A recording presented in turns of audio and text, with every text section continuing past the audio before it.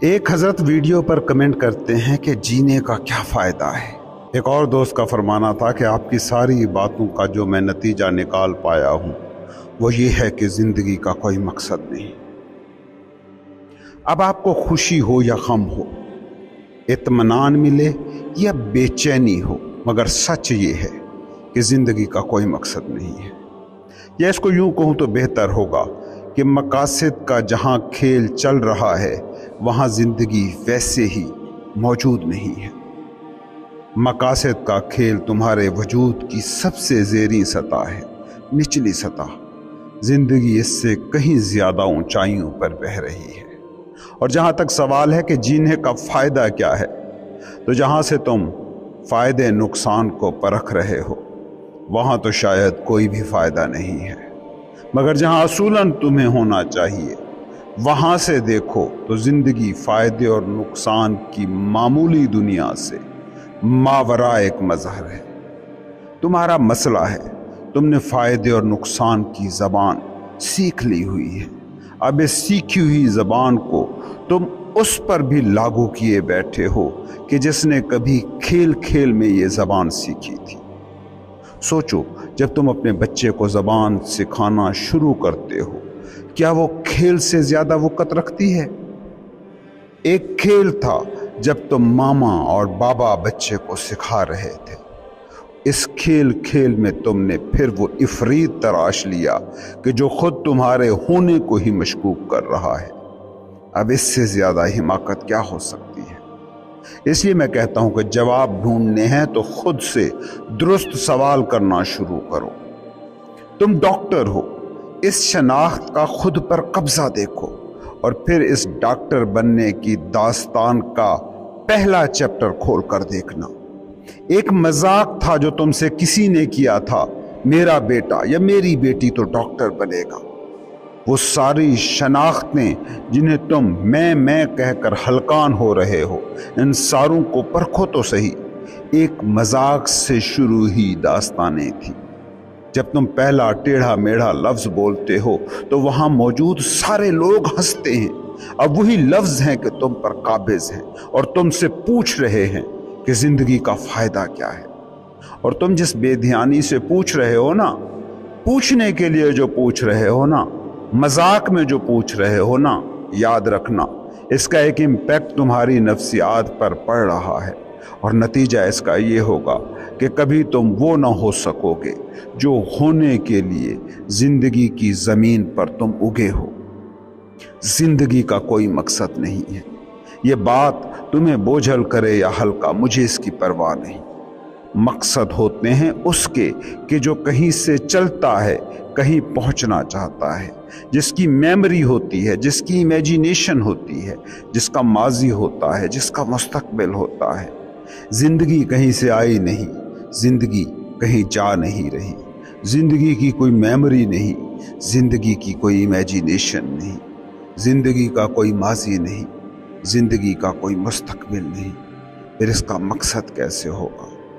مقصد نکلتا ہے اس مائنڈ سے، اس اناج سے جو ڈپریشن کا شکار ہو، جو انزائٹک ہو، جو دکھی ہو۔ کبھی سوچا ہے تم نے جب تم بہت خوش ہوتے ہو، بہت پیسفل ہوتے ہو، اس وقت تم مقصد کے بارے میں نہیں سوچتے، لیکن جب پریشان ہوتے ہو، دکھی ہوتے ہو، اس وقت بڑے مقصد یاد آتے ہیں۔ تم بطور انا مقصد چاہے کھوج بھی لو، کھوجتے رہو، تم مقصد کھوج سکتے ہو، بنا سکتے ہو، مگر سچ یہی رہے گا کہ زندگی کا کوئی مقصد نہیں ہے۔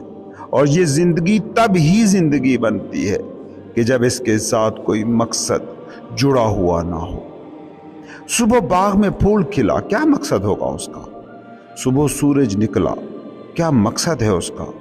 چڑیوں کا غول کہیں بیٹھ کر کیا یہ سوچتا ہوگا کہ ہماری زندگی کا مقصد کیا ہے؟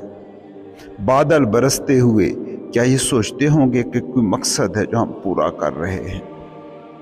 تم مگر شاید اس دھرتی پر موجود واحد اسپیشی ہو جو مقصد بناتی ہے۔ تم کو یہ بات شاید سمجھ نہ آئے، تم اکثر شاید یہ کہیں کہ یہ کیا بکواس ہو رہی ہے، کہ इस ज़िंदगी का कोई मकसद नहीं। हम इंसान जो इतनी रफ़ी शान मखलूक हैं बेमकसद कैसे हो सकते हैं? मगर गौर से समझने की कोशिश करना, ये जो ज़िंदगी है जो हम सब में लहर की सूरत बह रही है, इसने कहीं नहीं जाना। ज़िंदगी कहीं नहीं जा रही, किसी मकसद को पाने के पीछे नहीं दौड़ रही। ज़िंदगी बस है और इसका बस होना ही मकसद है। ज़िंदगी का कोई मुस्तकबिल नहीं है, कोई इसका माजी नहीं है, ये बस इस लम्हे में हो रही नेचर की एक एक्टिविटी है। ज़िंदगी बस ये पल है, ये लम्हे मौजूद है ज़िंदगी। मकसद की नेचर क्या होती है? उसकी नेचर होती है कि वो हमेशा इस पल से बाहर होता है। मकसद हमेशा या मुस्तकबिल में कुछ होने से जुड़ा होता है या माजी में कुछ थे उसको बदलने से जुड़ा होता है। मेरा मकसद डॉक्टर बनना है, मुस्तकबिल में है। मैंने गलती से अपना बिजनेस तबाह कर लिया था, उसको दुरुस्त करना मेरा मकसद है, ये माजी है। ज़िंदगी में करना माजी में है न मुस्तकबिल में। तुम्हारे पास मगर एक टूल है, माइंड, जो माजी को तसलसल देता है, जो तुम्हें एक कंटिन्यूटी देता है, जो तुम्हें एक स्टोरी देता है।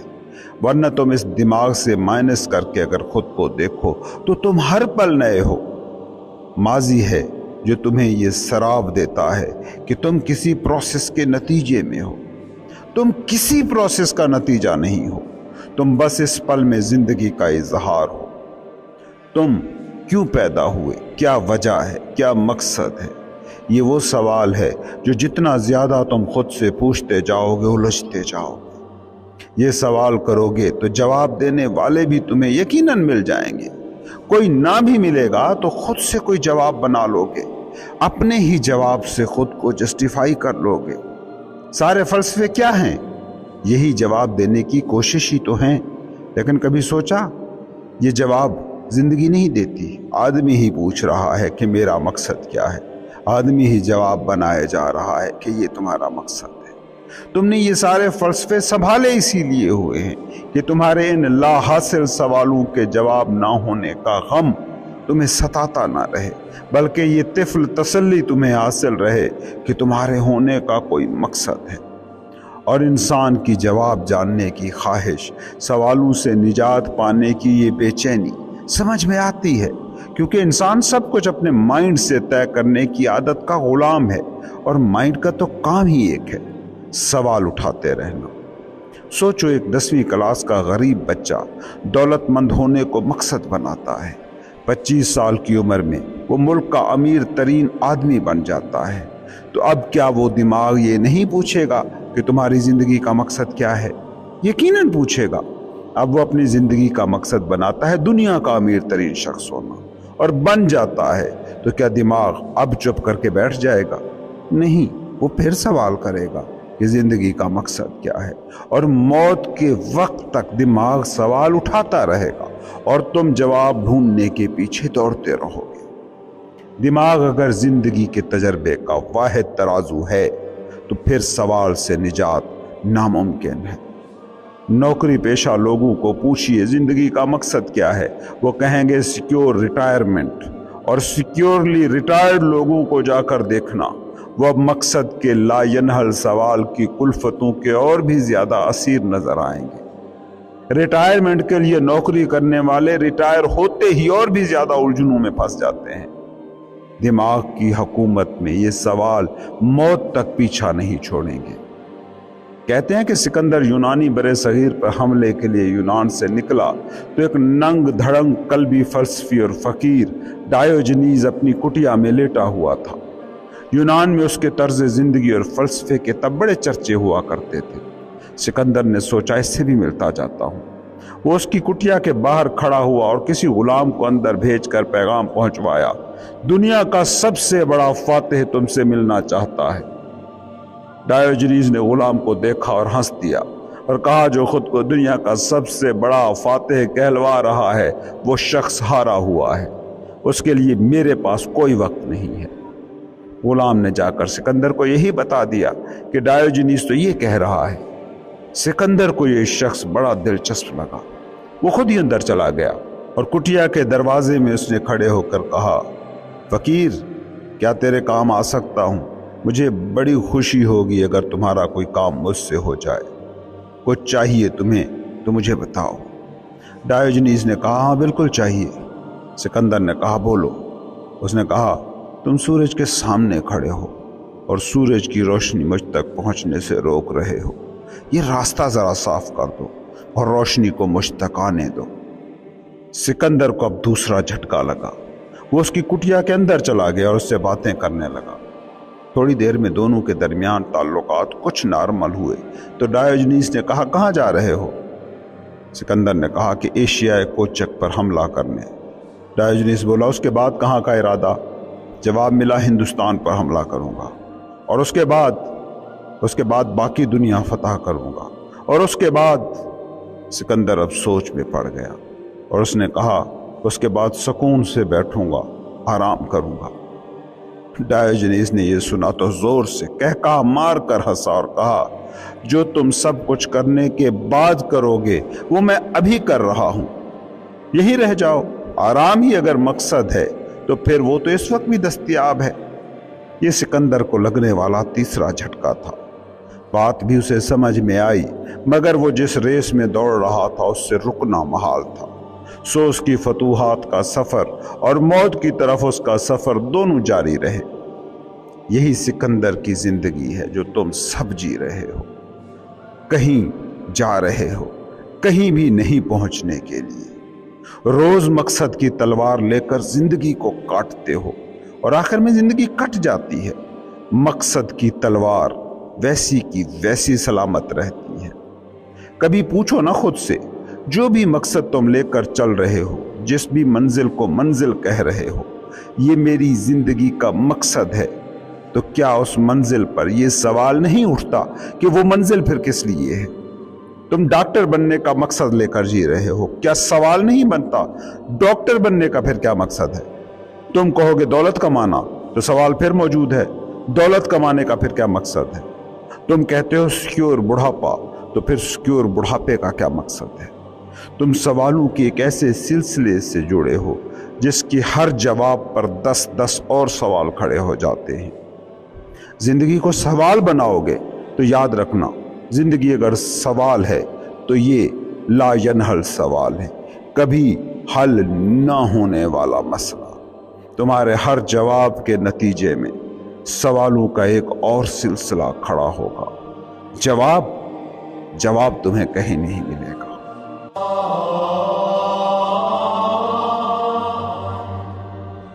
یہ نئی زندگی جو تم جیتے ہو، اس کو غور سے سمجھو۔ اسے بنانے میں موافق حالات ہی نہیں، مخالف حالات کا بھی اتنا ہی رول ہے۔ تمہیں صرف سیدھی راہیں ہی نہیں، پیچیدہ راستے بھی اتنا ہی تشکیل دیتے ہیں۔ دوستوں، رشتہ داروں، اپنوں، گھر والوں کی وجہ سے ہی تم وہ نہیں ہو جو تم خود کو سمجھتے ہو، بلکہ تمہیں تم بنانے میں تمہارے دشمنوں، تمہارے بدخواہوں، تمہارے حریفوں کا بھی اتنا ہی اہم کردار ہے۔ کیونکہ انا بنتی ہے تضادات کے مجموعے سے، کیونکہ انا دماغ کا ایکٹ ہے اور دماغ کام ہی اپوزٹس کی فیلڈ میں کرتا ہے۔ نپولین کا ایک پرانا دشمن مر گیا تو وہ بیٹھا رو رہا تھا۔ دوست بولے ساری زندگی تم اسے مارنے کے لیے بے چین رہے، یہی تو تم چاہتے تھے، اب وہ مر گیا ہے، اب جب وہ مر گیا ہے تو رو کیوں رہے ہو؟ نپولین بولا ٹھیک ہے، میں اسے مارنا چاہتا تھا، مٹانا چاہتا تھا، مگر یہ بھی ایک تعلق ہی تھا، ایک دشمن کے طور پر صحیح، مگر وہ میری کہانی کا ایک کردار تھا۔ آج وہ کردار مٹ گیا، آج جب وہ مر گیا ہے تو مجھے یوں لگ رہا ہے جیسے میں کچھ کم ہو گیا، اب میں وہ کبھی نہ ہو سکوں گا جو میں تب تھا جب وہ موجود تھا۔ نپولین کی بات بڑی گہری ہے۔ تم بھی اگر انا کے کام کرنے کا انداز غور سے دیکھو تو پتہ چلے گا کہ دوست کے مرنے سے، اپنے کے چلے جانے سے ہی نہیں، دشمن کے مٹ جانے سے بھی تمہاری شخصیت کے کسی حصے میں خلا پیدا ہو جاتا ہے۔ انا میں کچھ ہوتا ہے جو حریفوں اور دشمنوں کی وجہ سے تخلیق پاتا ہے۔ انا کی نیچر ہے، یہ مقابلے پر جیتی ہے۔ یہ ساری دنیا جو اس وقت تمہارے سامنے ہے، اس کو دیکھو، یہ کس چیز پر جی رہی ہے؟ مقابلے پر۔ ملک ملکوں سے، ادارے اداروں سے، برادریاں برادریوں سے، لوگوں سے مسلسل مقابلے میں ہیں۔ اسی مقابلے میں ہی انا کو अपने होने का एहसास मिल रहा है। किसी को हरा दिया, अना फूल कर कुप्पा हो गई। तुम किसी को हराने की फिक्र में ही ना हो तो अना को कहाँ से तकवीत मिल सकती है। इसीलिए सूफी कहता है कि अना को मिटाने और ज़ेर करने का सबसे बेहतरीन और डायरेक्ट रास्ता एक है, सरेंडर कर दो, रेजिस्टेंस छोड़ दो। जो भी हो रहा है उसके वैसा होने को ही कबूल कर लो। अब तुम्हारा मुकाबला गिर गया। अब मुकाबला किसी से ना रहा। मुकाबला असल में इस जहनी हालत का नाम है कि एक सिचुएशन है और वो सिचुएशन आपको नहीं चाहिए। तो जो भी अनासिर वो सिचुएशन पैदा कर रहे हैं, तुम उन अनासिर के साथ लड़ना शुरू कर देते हो। मुकाबला अना को सबसे ज़्यादा ताकत देता है और मुकाबला हमेशा हरीफों से होता है, हलीफों से नहीं। दुश्मनों से होता है, दोस्तों से नहीं। बेगानों से होता है, अपनों से नहीं। इस बात का ये मतलब हुआ कि तुम्हारे तुम होने में तुम्हारे अपने और दोस्तों का ही नहीं, दुश्मनों और गैरों का भी उतना ही हाथ है। सूफी का नजरिया अनाई इंसान से बिल्कुल उलट होता है। सूफी कहता है कि कायनात में कुछ भी अपोजिट है ही नहीं, कुछ भी मुतजाद है ही नहीं, बस तसादुम और तजाद दिखाई पड़ रहा है। और इसलिए दिखाई पड़ रहा है कि दिमाग उसे देखना चाहता है। याद रखना, देखने का काम चाहे तुम्हारी आंख करती हो, मगर देखने को मानी देने का काम दिमाग करता है। इसको यूं समझो, दो लोग बैठे हों, सामने से एक शख्स गुजरे जो तुम्हारा दुश्मन है, जबकि दूसरा शख्स जो तुम्हारे साथ बैठा है वो उस गुजरने वाले शख्स को जानता ही नहीं। अब उस शख्स को गुजरते तुमने भी देखा, तुम्हारे पास बैठे उस शख्स ने भी देखा। तुम गुस्से से भर गए जबकि उसकी हालत में कोई तब्दीली ना आई। हालांकि एक ही चीज को दोनों ने देखा है। उस शख्स में दुश्मन तुम्हारी आंख देखती तो दूसरा भी वो देख पाता, बल्कि दिमाग देखता है। सो जिन भी चीज़ों को तुम बाहम मुतसादम देखते हो, जिन भी चीज़ों को तुम एक दूसरे के मुतजाद देखते हो, वो सिर्फ तुम्हारा दिमाग देखता है। इसका मतलब ये नहीं कि वो अपनी हकीकत में भी एक दूसरे के मुतजाद हों ही। बीमारी सेहत का मुतजाद नहीं, ये तो अब मेडिकल साइंस भी बता रही है कि बीमारी भी सेहत का ही हिस्सा है। कभी सोचो ना, बीमार होने के लिए भी सेहतमंद होना पड़ता है। इंसान सेहतमंद हुए बिना बीमार भी नहीं हो सकता। इसीलिए तो जो मर गया वो बीमार भी नहीं होता। गौर करो, जो लोग 80-90 साल के ऊपर चले जाते हैं उनकी मौत बड़ी सुस्त रफ्तारी से आती है, क्योंकि मौत के लिए जितनी सेहत दरकार होती है वो भी उनके पास नहीं होती। और लुकमान हकीम एक बड़ी दिलचस्प बात कहते थे कि कोई इंसान अगर 40-50 साल की उम्र तक पहुंचा और कभी बीमार ना पड़ा हो तो वो अपनी पहली ही बीमारी में मौत के मुंह में गिर सकता है, क्योंकि वो इतना जिंदा, इतना सेहतमंद होता है कि पहली बीमारी भी मौत बन जाती है। गौर से देखना, जो लोग बहुत बीमार जीते हैं उनकी मौत जल्दी नहीं होती। याद रखना, मरने के लिए भी बड़ी तगड़ी सेहत दरकार होती है। ये बातें हो सकता है अना को उलट दिखाई दे, लेकिन जिंदगी की हकीकी नेचर को गौर से देखना तो सारे ही असूल जो तुम इंसानों ने सीखे या बनाए हैं वो असल के, रियलिटी के उलट होते हैं। सोचो, बीमारी क्या है? सेहत का सबूत। बीमारी का मतलब है कि जिस्म सेहत को बचाने की कोशिश कर रहा है। इसी कोशिश का नाम जो जिस्म कर रहा है तुमने बीमारी रख दिया है। कोई जख्म लग जाता है, कोई चोट लग जाती है तो बुखार हो जाता है। ये बुखार क्या है? ये बुखार अलामत है इस बात की कि जिस्म इस चोट को भरने की कोशिश कर रहा है और मशीन गर्म हो गई है। बुखार कुछ भी नहीं, बस निशानी है कि जिस्म सेहत बरकरार रखने की जंग लड़ रहा है। नेचर की पूरी स्कीम को गौर से देखना तो बीमारी और सेहत एक ही सिक्के के दो रुख नजर आएंगे। और बीमारी और सेहत ही नहीं, जितने भी अपोजिट्स हैं उनको गौर से देखो, वो अपोजिट्स नजर ही नहीं आएंगे। सूफी कहता है, जो शख्स चाहता है कि वो कभी बेतौकीर ना हो तो वो शख्स याद रखे कि वो कभी तौकीर ना पा सकेगा, इज्जत ना पा सकेगा। जितने भी हीरोज गुजरे हैं उनकी जिंदगियों को देख लो, जितना उन्हें पामाल किया गया उतना ही उनका इकराम हुआ। जितना लोगों को नीचे गिराने की कोशिश ज्यादा हुई उतना वो ज्यादा ऊपर उठे। जिसने इज्जत पाई उसे हद तक पाने के लिए तैयार रहना पड़ता है। जो कामयाबी को पाने के लिए पागल है उसे नाकामियों को संभालने का गुर आना चाहिए। जिसे ऊपर उठना हो उसे नीचे गिरने के लिए हरदम तैयार रहना चाहिए। इस दुनिया के सारे उन लोगों को उठा कर देखो जिन्हें बड़ी इज्जत मिली, जिंदगी के किसी न किसी मोड़ पर वो बहुत सी हद तक उनसे गुजर कर ही इस मकाम तक पहुंचे हैं। सूफी कहता है कि अगर किसी को हद तक से बेइज्जती से खौफ आता है और चाहता है कि उसकी हद तक कभी ना हो, तो वो एक काम करे, कभी उसकी हद तक ना होगी। और वो एक काम ये है कि इज्जत को पाने की कोशिश फिर वो छोड़ दे। इज्जत पाने की कोशिश छोड़ते ही बेइज्जती से आप महफूज हो जाते हो। इज्जत और बेइज्जती दो मुतजाद चीज़ें नहीं हैं, एक दूसरे के तकमीली अनासिर हैं, एक दूसरे को मुकम्मल करने वाला दायरा है। एक शख्स गुजरा, मेरा जानने वाला है, उससे तवक्को लगा के बैठा हूँ कि आएगा, मिलेगा, सलाम दुआ करेगा। वो शख्स आया, उसने सलाम किया, ना गले मिला, तो मैं गोया अंदर से बिखर गया। इस टूटने का, बिखरने का ताल्लुक उस शख्स के सलाम दुआ से नहीं है, बल्कि उसका ताल्लुक तवक्को से है कि मैंने उससे कुछ चाहा जो उसने नहीं दिया। हजारों और लोग भी तो गुजरते हैं, कोई देखता नहीं, सलाम नहीं करता, गले नहीं मिलता, तब तो मुझे कोई दुख नहीं होता, तब तो मुझे कोई एहसास से हद तक नहीं होता।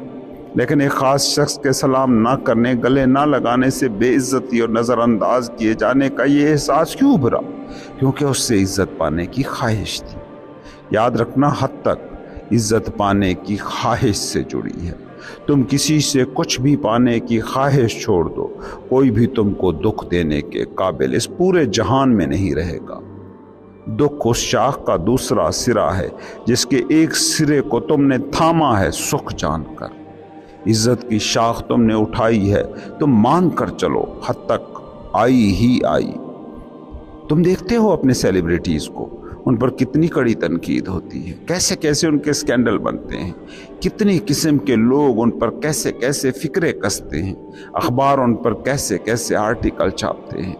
समझो, वो सेलिब्रिटी ही इसलिए है कि उसमें इस हद तक को सहने की सलाहियत है। अपोजिट को जब तुम इस नज़र से देखते हो तो तब पहली दफ़ा ये जानते हो कि ये दुनिया एक वहदत है। कसरत बस तुम्हारे जहन का फैलाया एक ड्रामा है, एक माया जाल। गौर से देखो, तुम्हें नजर आएगा अपोजिट अपोजिट नहीं है, दूर दूर नहीं है, नज़दीक नज़दीक नहीं है। अपोजिट सेमनेस से फूटता है, दूरी नज़दीकी से मापी जाती है, कुर्ब फासले की ज़बान में समझा जाता है। तुम्हारी कुर्बतें जुदाइयों का ही मुनहनी वर्जन है। वाइट बोर्ड पर कोई बामानी लफ्ज़ लिखना हो तो स्याह बोर्ड मार्कर की ज़रूरत पड़ती है। जो सफ़ेद को काले का मुतसादम समझता है, वो ये नहीं समझ पा रहा कि इसी स्याह की वजह से सफ़ेद आ रहा है सामने। जिन लोगों ने ये नज़रिया पाल रखा है कि सुबह रात को तबाह कर देती है, वो ज़रा और गौर से देखें।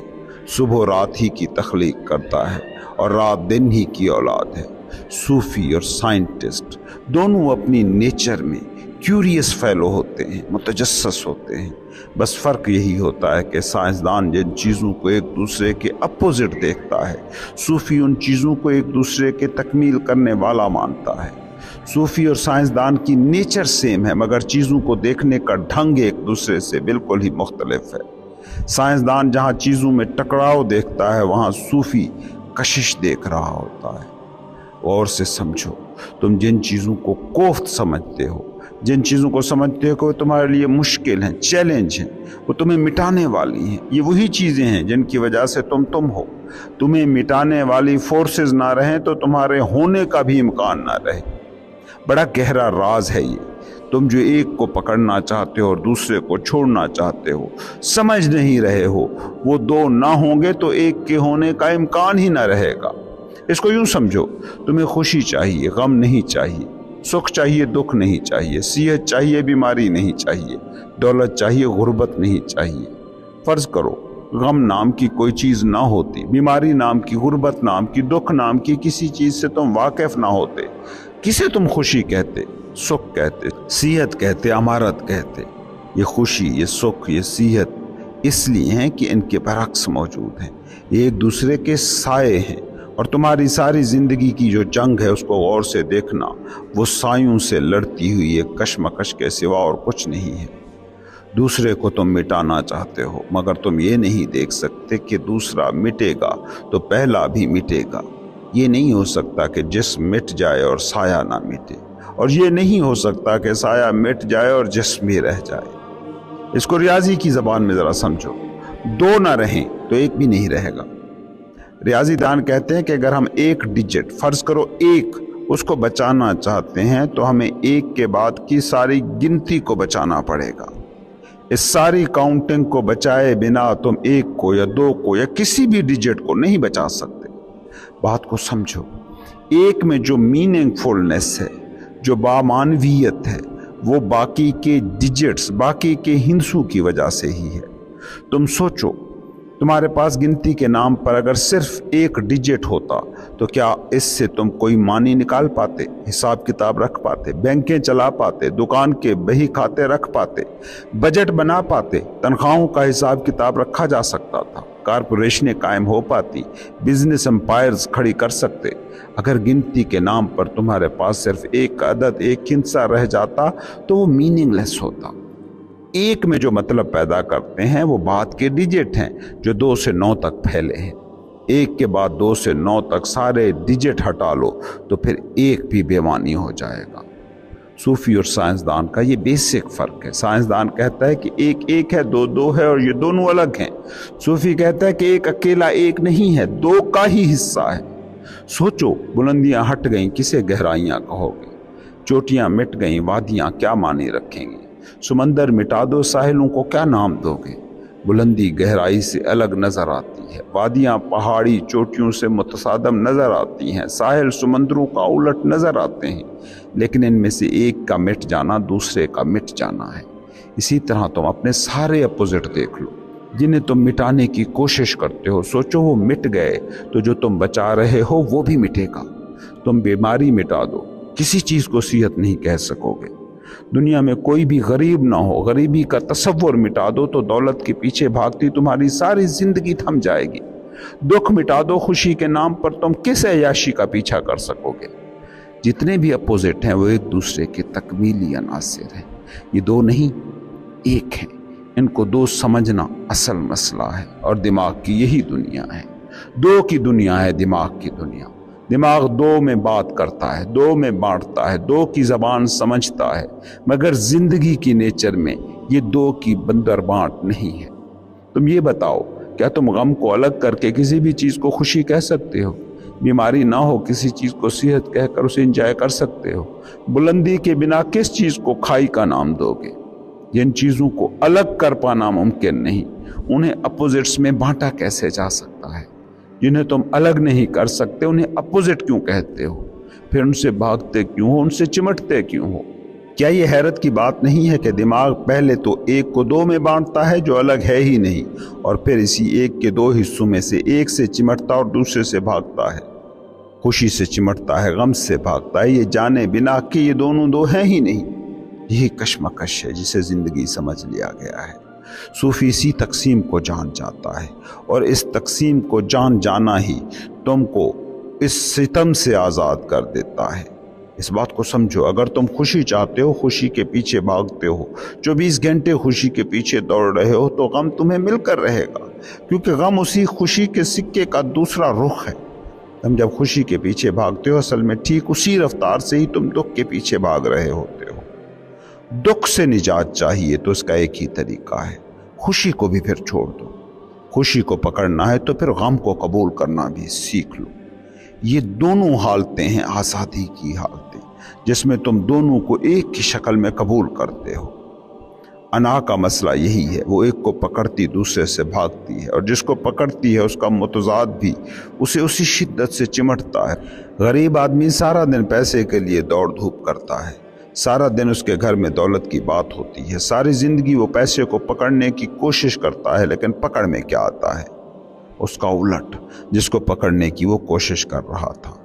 बीमार आदमी सारा दिन सेहत को पकड़ने की कोशिश करता है, सारा दिन सेहत बख्श ग़िज़ाएँ खाता है, और उतना ही उसके अपोजिट को ज़्यादा पकड़ता है। गौर से देखना कभी सेहत के हवाले से ओवर कॉन्शियस लोगों को, हमेशा ये लोग तुम्हें डॉक्टरों के यहाँ मिलेंगे। और दुई का ये फरेब सबसे ख़तरनाक सूरत पता है कब इख्तियार करता है?